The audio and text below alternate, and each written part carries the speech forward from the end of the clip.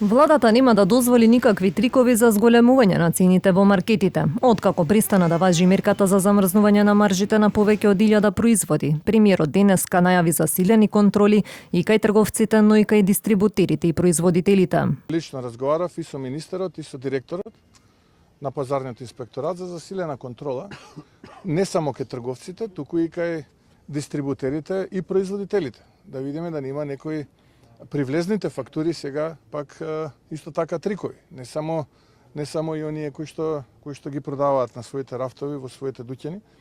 Така што нема да се дозволи тоа.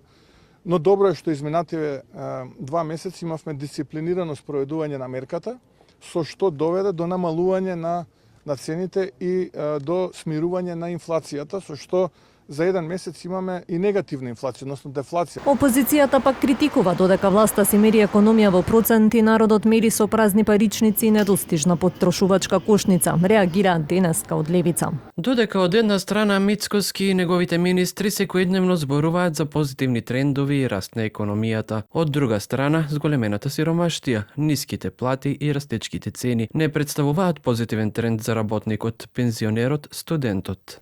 Мерката за ограничување на маржите важеше од 20 февруари до 30 април и опфати 102 групи производи со ограничување од 5 до 15% зависно од категоријата. 8 основни намирници добија и највисока дозволена цена. Владата ја оцени мерката како успешна со дефлација од 1,3% кај храната во март, но анализата за април ќе биде клучна дали ќе се воведе ново ограничување или ќе се остави пазарот сам да ги регулира цените.